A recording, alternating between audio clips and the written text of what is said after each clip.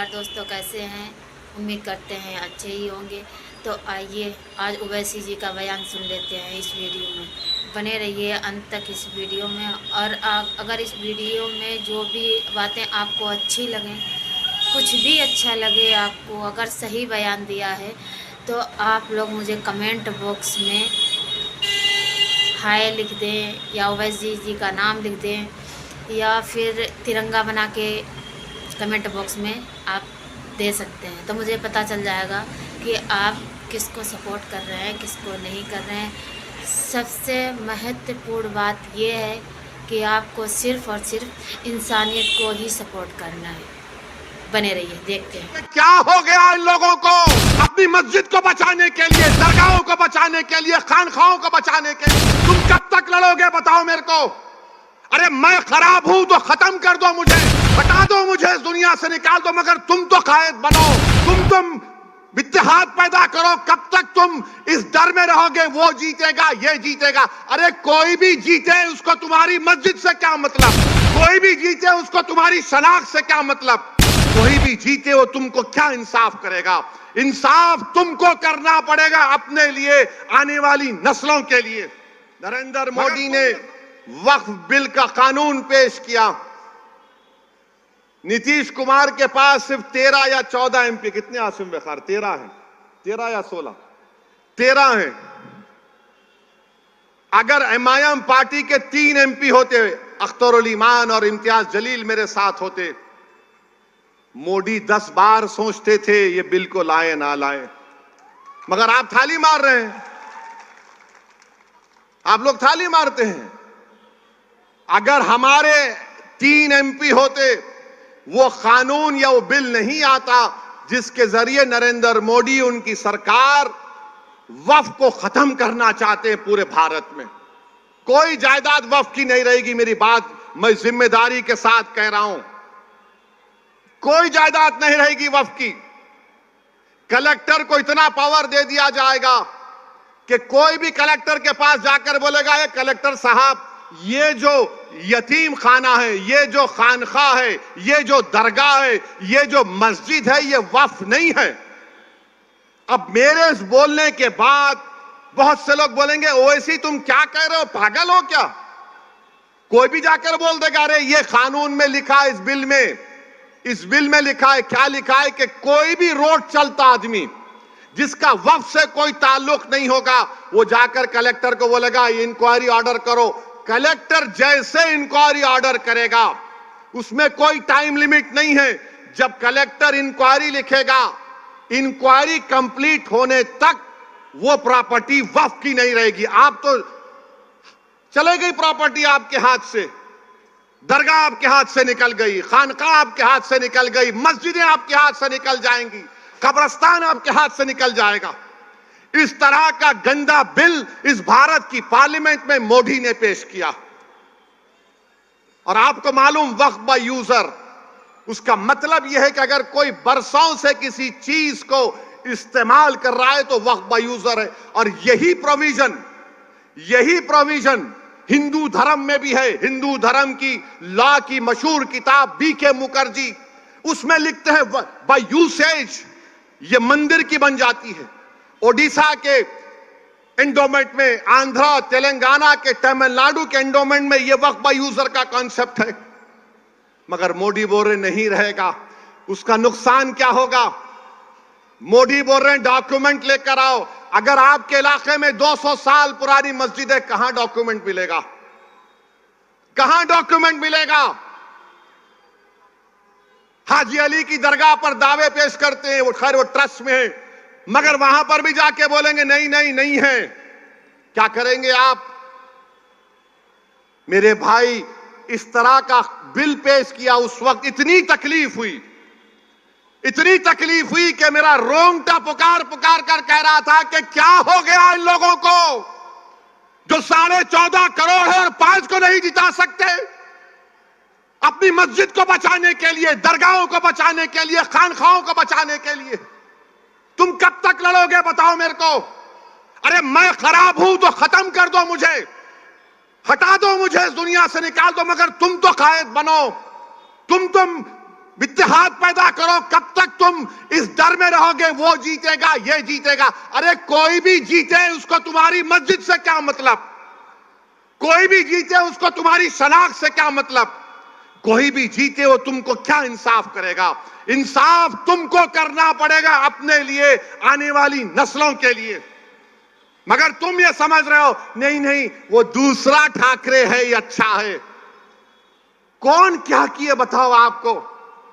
जब ये वक्फ का बिल पेश हो रहा था उद्धव ठाकरे के पूरे एमपीज बाहर खड़े हुए थे, कोई लोग सभा में नहीं था। मुझे मोशन देना पड़ा इंट्रोडक्शन के खिलाफ। मेरे भाई जागो, मजलिस के लिए नहीं तो अपने लिए, अपनी नस्लों के लिए, अपनी शनाख्त के लिए जागो। तुम नहीं समझ रहे, तुम्हारी आवाज अगर असेंबली में नहीं होगी, तुम्हारी आवाज अगर कॉरपोरेशन में नहीं होगी, तुम्हारी आवाज जिला परिषद में नहीं होगी, पार्लियामेंट में नहीं होगी, तो कौन तुम्हारी आवाज उठाएगा बताओ? आज ये खतरा हमारे सरों पर मंडला रहा है।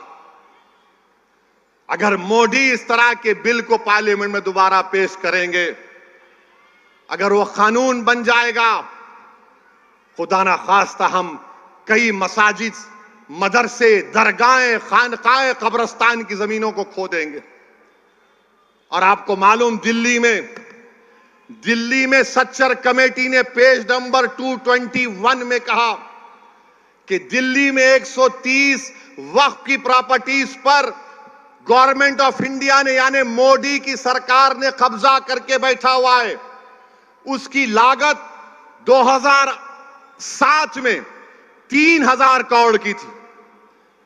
आज हम 2024 में हैं, कम से कम 10,000 करोड़ की प्रॉपर्टीज हैं जो गवर्नमेंट ऑफ इंडिया उस पर एंक्रोच कर रही है, काबिज है। मेरे भाई बताओ, अगर हमारे नुमाइंदे नहीं रहेंगे, हमारी आवाज नहीं उठेगी, तो फिर कौन उठाएगा तुम्हारी आवाज को? मौलाना आजाद को बोलने नहीं देते थे।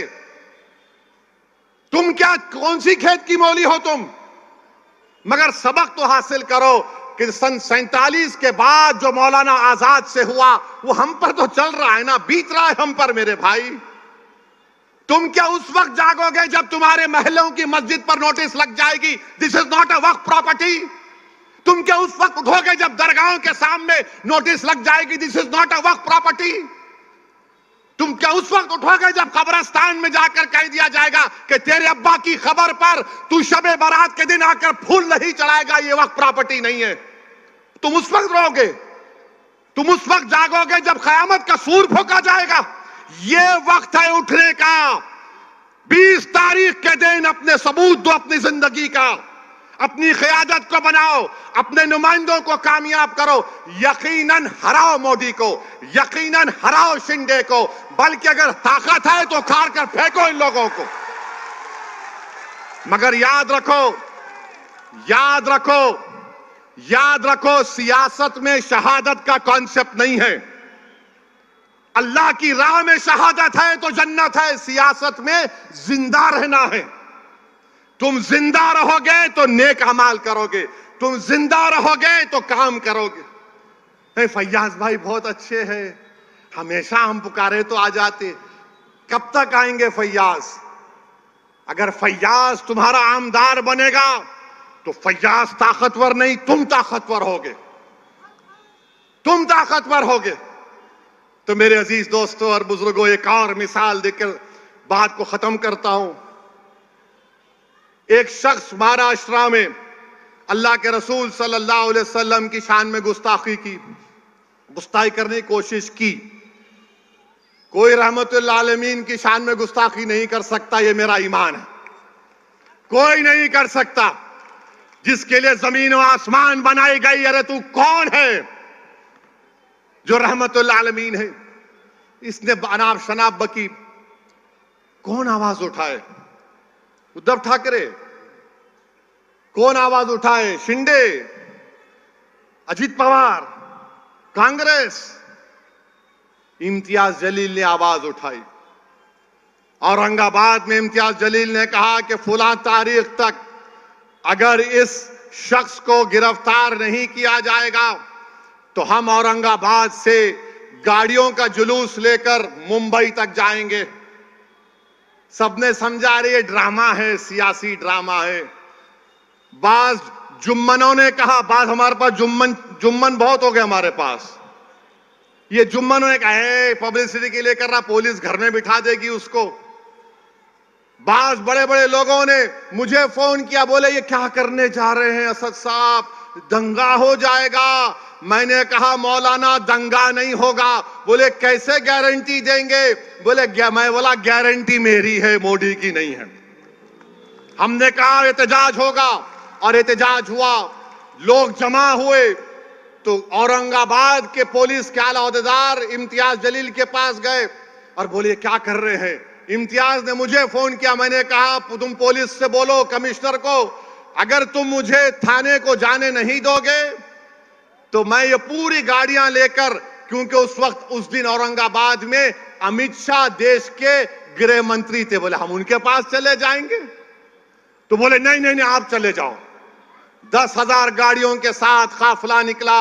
जो लोग ये समझ रहे थे कि महाराष्ट्र का अल्पसंख्यक समाज का मुसलमान एहतजाज नहीं कर सकता पुरअमन, हमने उन सबको गलत साबित किया। मैं लाखों सलाम करता हूं आप लोगों को जो आप लोगों ने हिस्सा लेकर उस एहतजाज को कामयाब किया और अपने तारीख रकम कर दी अल्हम्दुलिल्लाह। आज आकर बोलते हैं ये वोट काट रहे हैं, फुला कर रहे हैं। अरे तुम्हारे मुंह में अल्लाह ने जबान दी थी, तुम भी एहतजाज कर सकते थे। नहीं हम जाके पुलिस में कंप्लेन करें। अरे पुलिस में कंप्लेन तो 12वीं पास बच्चा भी कर सकता है। तुम तो दावा कर रहे थे ना नेता होने का, कायद होने का, रहबर होने का। जब रहमतुल्लाह आलमीन का मामला आया तो तुम पीछे हट गए। मेरे अजीज दोस्तों और बुजुर्गों, समझिए नुमाइंदे की जरूरत है।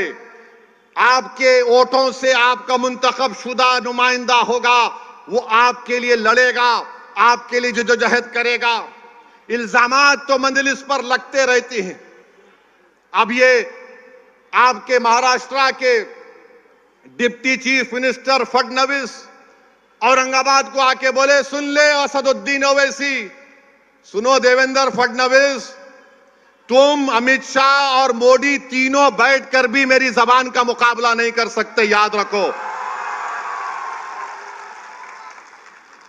अब हो रहे वोट जिहाद, कल तक लव जिहाद था, फिर जमीन जिहाद, फिर एक जॉब जिहाद, अब वोट जिहाद हुआ।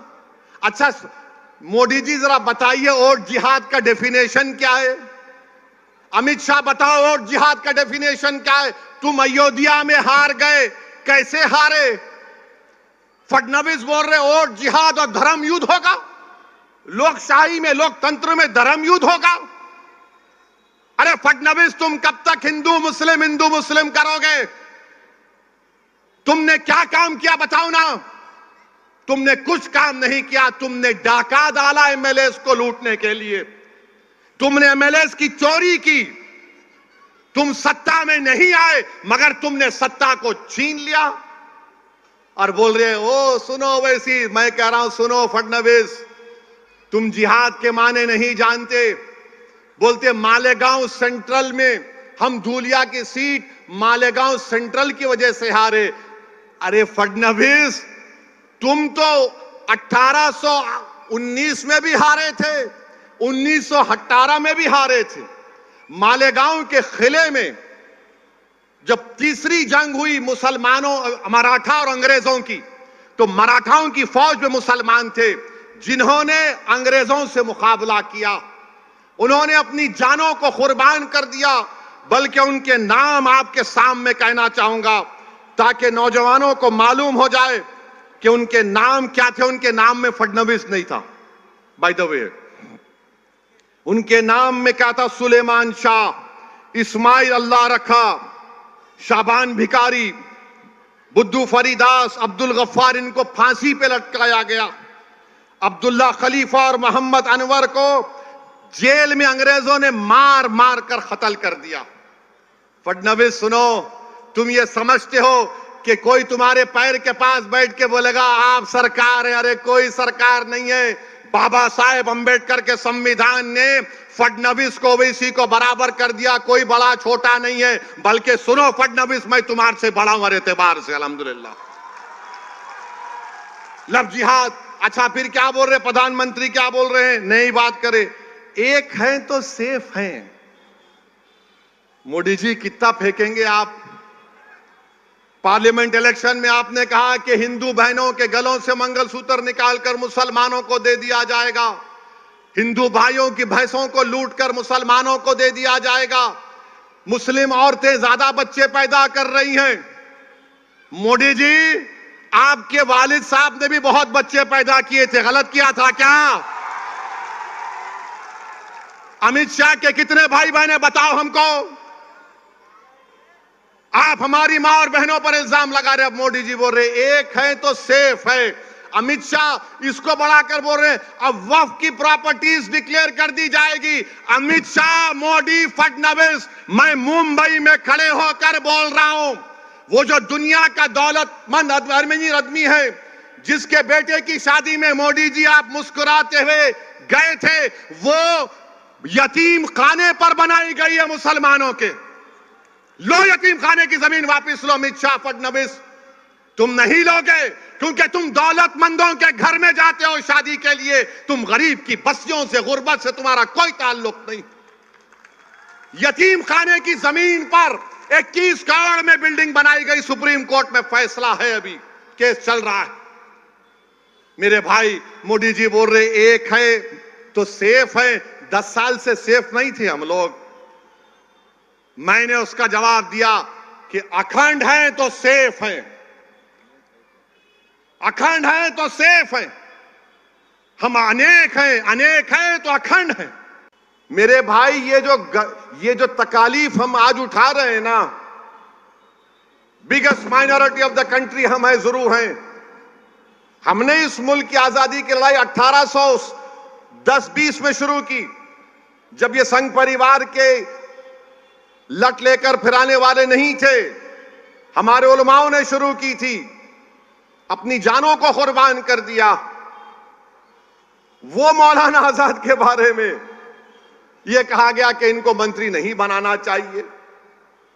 आप सोचिए, ये मैं इसलिए बता रहा हूं कि लोग मजलिस को गाली देते हैं, असदुद्दीन ओवैसी पर इल्जाम लगाते।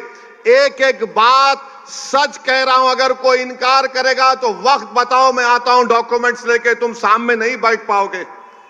मुझे गुस्सा इसलिए आता है, मुझे तकलीफ इसलिए होती है, मेरी जबान को लोग बोलते हैं बड़ा कड़वा बोलता। अरे कड़वा नहीं, सच्चाई को बयान कर रहा हूं। आज सब बोल रहे मौलाना आजाद ऐसे थे, मौलाना आजाद वैसे थे। मौलाना आजाद ने को कहा गया कि आप जाकर रामपुर में इलेक्शन लड़ो। मौलाना आजाद ने कहा मैं नहीं लड़ूंगा रामपुर में जाकर। तो लोगों ने कहा जाइए आप। उन्होंने कहा क्यों? वहां ज्यादा मुसलमान हैं, आप जीत जाएंगे। ये पहला इलेक्शन पार्लियामेंट का, हम 2024 में, यही हाल है नहीं? ये बताओ मेरे को आप, यही हाल है, कुछ नहीं बदला। जहां पर मुस्लिम अकलियत की एम्पावरमेंट की बात आएगी, और उस जमाने के जो हमारे बड़े बड़े लोग थे, अल्लाह उनको उनकी मगफरत करे, वो लोग क्या बोलते थे? नहीं नहीं, छोड़ो सियासत, छोड़ो, लीडरशिप की बात मत करो, हमारी तहजीब की हिफाजत होना चाहिए।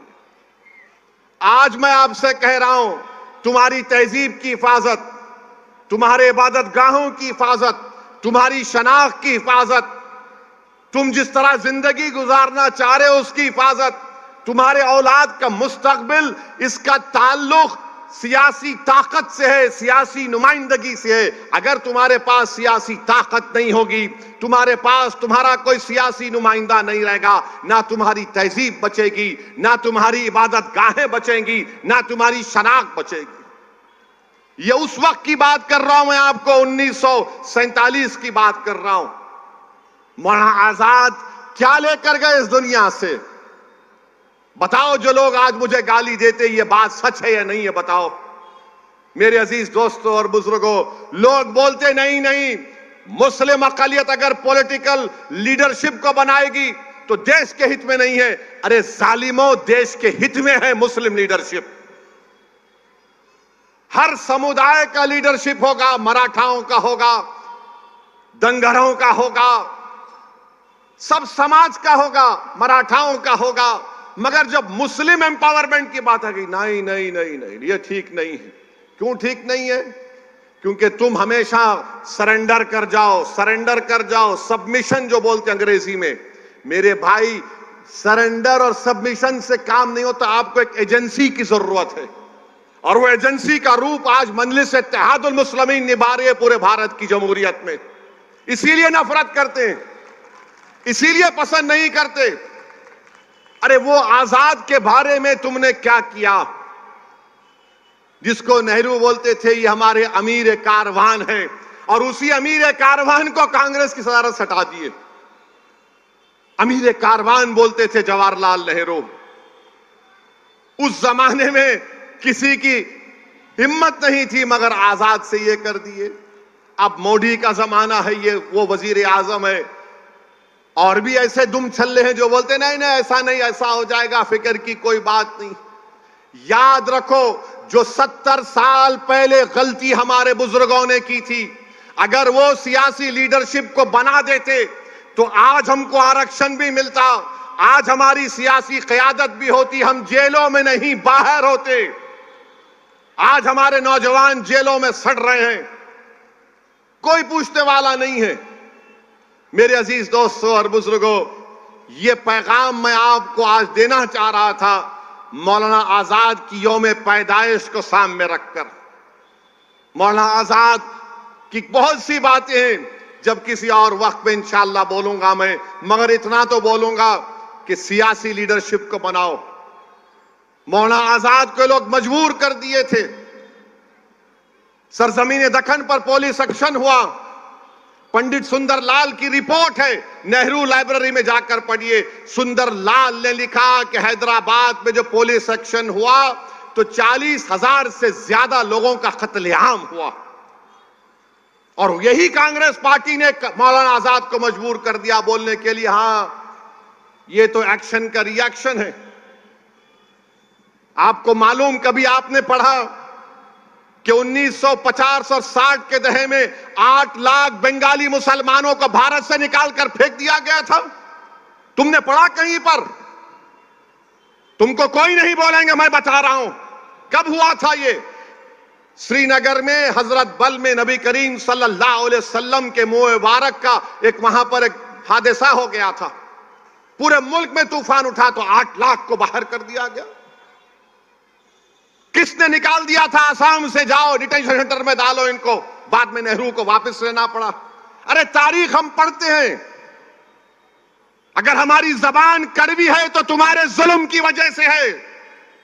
अगर हम कहते हैं कि आपकी सियासी लीडरशिप होना इसलिए कि हमारे बुजुर्गों को नुकसान पहुंचा, आज अगर फैयाज जीतेगा इंशाअल्लाह ताला तो वो आज के लिए नहीं है, इन मासूम बच्चों के मुस्तकबिल अच्छा होगा। जो तकालीफ हम और फैयाज साहब और हमारे बुजुर्ग उठाए, कम से कम ये आने वाला जनरेशन, ये नस्ल उस तकालीफ को नहीं उठाएगा। तो मेरे अजीज दोस्तों और बुजुर्गों, मेरी आपसे दमन गुजारिश है कि आपको 20 तारीख के दिन अपने के कोर्ट का सही इस्तेमाल करना है। अब आप जानते हैं कि हर पार्टी बोल रही है कि हम इतना दे देंगे, लाडली में उतना दे देंगे, हम फुला कर देंगे। ऐसा बोल रहे हैं जैसे अब्बा की दौलत लुटा रहे हैं बाहर आवाम पर, महाराष्ट्र की। अबे तुम्हारे बाप की औलाद नहीं है, तुम्हारे बाप की दौलत नहीं है ये। कोई जहेज में नहीं आया ये दौलत बांटने के लिए। कोई बोलता मैं ये कर दूंगा। आपको मालूम महाराष्ट्र में अभी कर्जा कितना है? महाराष्ट्र सरकार का कर्जा 5,32,000 करोड़ रुपये। 2019 में 3,35,000 था, वो बढ़ के माशाल्लाह शिंदे बोले मेरा क्या है, छोड़ना ले 5,32,000 करोड़ रुपये। अभी 2030 के आने तक महाराष्ट्र सरकार को उस कर्जे का 2,75,000 अदा करना है। तो ये लोग क्या करते हैं, अब 2,75,000 अदा करना है, मार्केट से 80,000 करोड़ उठाते, उसमें से आधा पैसा कर्जे में देते, आधा पैसा बोलते ले लूटो, खाजा का लंगर है लेके जाओ।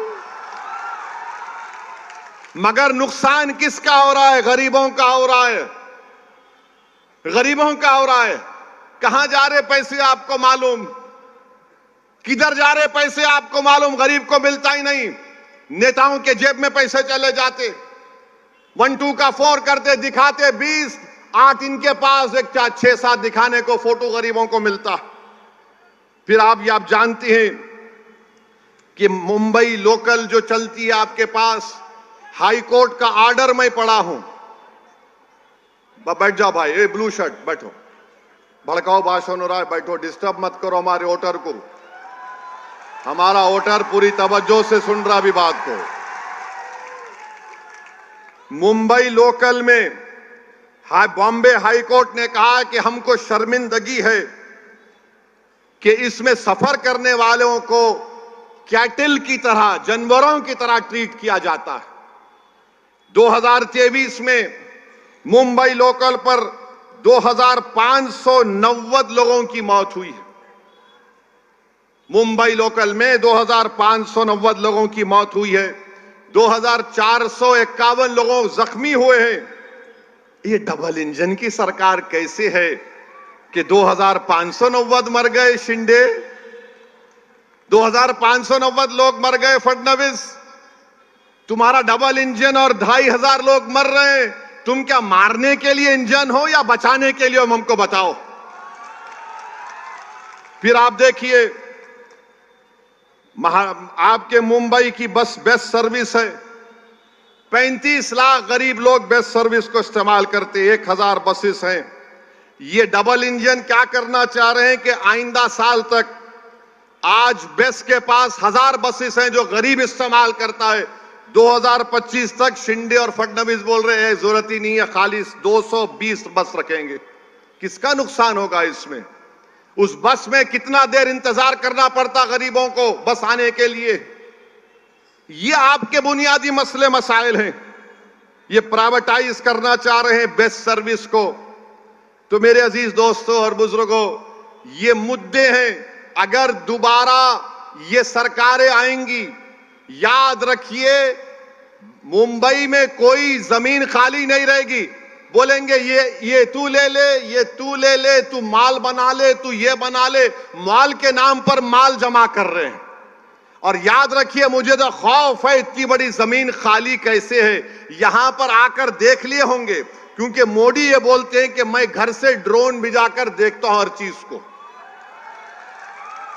तो जाहिर है मोदी ड्रोन में देखे होंगे, ओ दारुल फैज, इतनी बिल्डिंगें, इतनी जमीन खाली है, मेरे दोस्त को मिलना चाहिए। आज जो बड़ी बड़ी बातें करते हैं बीजेपी शिंदे वाले, अरे 1,80,000 करोड़ के 2 प्रोजेक्ट गुजरात चले गए, फॉक्सकॉन का और टाटा एयरबस का। इन लोगों को शर्म नहीं आती कि यहां पर महाराष्ट्र में आएंगे। महाराष्ट्र अगर ताकतवर रहेगा, मुंबई भारत का फाइनेंशियल कैपिटल है, अगर वो ताकतवर रहेगा तो देश ताकतवर रहेगा। मगर बीजेपी के लोग बोलते नहीं नहीं नहीं, यहां से जो भी है निकालो, बाहर लेकर जाओ। और कर क्या रहे हैं? चोरी कर रहे हैं। ये मेरा एमएलए, ये तेरा एमएलए। ऐसा लग रहा है कि एमएलएओं का हर्राज हो रहा है महाराष्ट्र में कि बोल तेरी कितनी कीमत है, उन्हें बोलता मेरी कीमत है, आजा ले ले आजा। फिर वोट डालने वालों की अहमियत क्या रही बताओ आप? आपने पिछले बार मंजलिस के, मैं बाइकुल्ला के वोटर से मुखातिब हूं, अभी आपने एमआईएम को वोट नहीं दिया, आपने किसी और को अपना वोट दिया। हम आप उस फैसले को मानते हैं, मगर जिस पार्टी को आपने वोट दिया वो दूसरी पार्टी में जाकर बैठ गए, तो बताओ तुम्हारा वोट की अहमियत क्या रही फिर? और क्या गारंटी है कभी कोई आ रहा है तो दूसरी पार्टी ना जम कर ले? ये तो ऐसा हो गया कि सुबह में एक रंग का शर्ट पहनेंगे, शाम में दूसरे रंग का पैंट पहन के निकलेंगे घर से अपने। तो मेरी आप सदमन गुजारिश है कि मेरी इन बातों पर आप गौर करिए। यहां से आपको अपने नुमाइंदों को कामयाब करना है। और जब बात नुमाइंदों की आती है, मैं बड़ी तकलीफ के आप लोगों के सामने अर्ज कर रहा हूं। बुरा मत मानिए, सच्चाई को बयान कर रहा हूं, मुझे माफ कर दीजिए। 20 साल के बाद 2019 में एक अल्पसंख्यक समाज का मुसलमान इम्तियाज जलील औरंगाबाद से खासदार बना। और जब 2024 का चुनाव आया तो पूरे मिल गए, दोनों शिवसेना मिल गए, दोनों राष्ट्रवादी मिल गए, पुरानी पार्टी मिल गई, हां बीजेपी मिल गई, पांचों मिलकर इम्तियाज को हरा दिए। सबका एक ही मकसद था, कोई भी जीत जाए मगर इम्तियाज ना जीते। 20 साल के बाद एक सांसद बना, एक एमपी बना, उसको हरा दिए। मैं आपसे अपील कर रहा हूं, उससे सबक हासिल करो। आप देखो किस तरह की नफरत महाराष्ट्र में हमारे देश में हो गई। 48 लोकसभा की सीट में एक ही पार्टी ने एक ही एमपी को रिपीट किया तो सबने मिलकर उसको हरा दिया। और ये लोग आकर बोलते हैं सेकुलरिज्म है, फुला है, इसको हराओ, उसको जिताओ, ये खतरनाक है। कल अभी बलाला ने कहा कि लोग हमारे जाकर डाइस पे चले गए। ये गलती मत करो बायकुल्ला में। आप लोग बेझिझक बेखौफ होकर पूरे इत्मीनान और एतमाद के साथ आप मजलिस इत्तेहादुल मुस्लिमीन के उम्मीदवार को अपना वोट डालिए। और मैं आपको बता रहा हूं, ये ओवैसी की गारंटी है, फैयाज कहीं नहीं भागेंगे बल्कि भगाएंगे इन लोगों को इंशाअल्लाह ताला। आपके सामने एक शख्स है जो अपनी जिंदगी के कीमती लम्हात इसी हलके में गुजार दिए, आपके दरमियान में गुजार दिए, आपके गली कूचों में गुजार दिए, आपकी खुशी में शामिल, आपकी मैयत में शामिल, आपके गम में शामिल। जब ये शख्स आपको जानता है, आप इसको पहचानते हैं, तो मेरी आपसे दरखास्त है कि 20 तारीख के दिन अपना एक वोट पतंग के निशान पर बटन दबाकर अपनी आवाज को महाराष्ट्र के असेंबली में भिजाइए, महाराष्ट्र के असेंबली में भिजाइए, ताकि बायकुल्ला का विकास हो, ताकि बायकुल्ला को छुटकारा मिले। ये कपड़े बदल बदल कर ये पार्टी कभी वो पार्टी से म्यूजिकल चेयर हो रहा है। अब कल किसकी सरकार होगी नहीं होगी, उधर भागेंगे वो लोग। ये कोई बात है बताइए? आप एमएलए हो, तुम आमदार हो, तुम कोई हर्राज का सामान थोड़ी हो। तो उम्मीद करते हैं आपने पूरा वीडियो ज़रूर देखा होगा। तो आपको वीडियो कैसा लगा कमेंट बॉक्स में बताएं, और आपके लिए ऐसे ही मैं नए नए वीडियो आपके लिए लाते रहेंगे। और ज़्यादा से ज़्यादा हमारी वीडियो देखने के लिए जो सबसे पहले आपके पास पहुँचे तो हमारा जो चैनल है रानी ऑफिशियल 786, उसको सब्सक्राइब कर लें और बेल आइकन को दबा दें, ताकि हमारी सब वीडियो जब यूट्यूब पे जाए तो सबसे पहले आपको मिले। नमस्कार।